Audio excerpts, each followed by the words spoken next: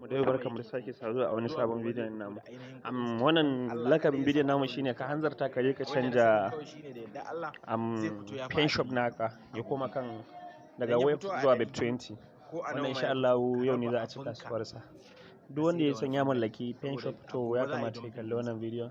Sannan muna roƙon ka idan kai sabon zuwa ne wannan gidan namu da ka danna mana subscribe kana kuma ka danna kararrawa sannan kuma kai share ga abokan arziki. Za mu ajiye ma duka wannan contract address biyu da za ka yi amfani da su a nan description ko kuma da yake ba a iya copying a description. Za mu ajiye ma telegram link namu wanda za ka danna ya kai ka zuwa can sai kai copying shi wannan contract address duka biyu da za ka yi amfani da shi wajen canja pen shop naka zuwa kan web 20. Nan gode, mu shiga cikin bidiyon namu.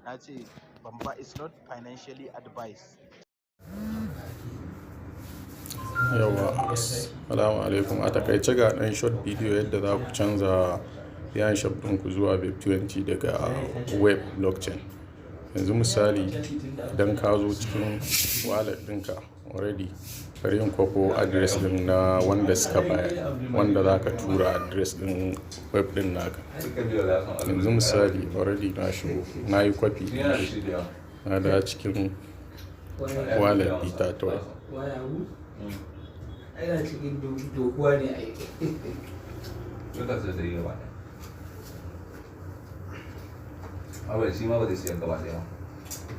yawa to gashi na shigo gashi na hau kan pen shop din nawa zan tura shi na yi sending.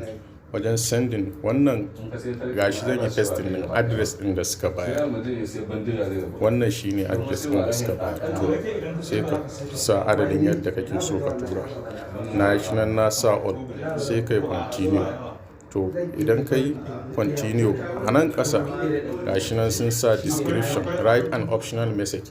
To zan kwafo description din yanzu. Description din shine za ka je ka kwafo receiving address ɗinka na cikin Trust Wallet na web 20. Ka gani nan gashi web gashi kuma web 20. Gashi na shigo na kwafo receiving din kamar haka. To sai in koma cikin SN din. Yawa to gashi sai kai paste description din kawai sai kai confirm. To kun gani already ya tafi.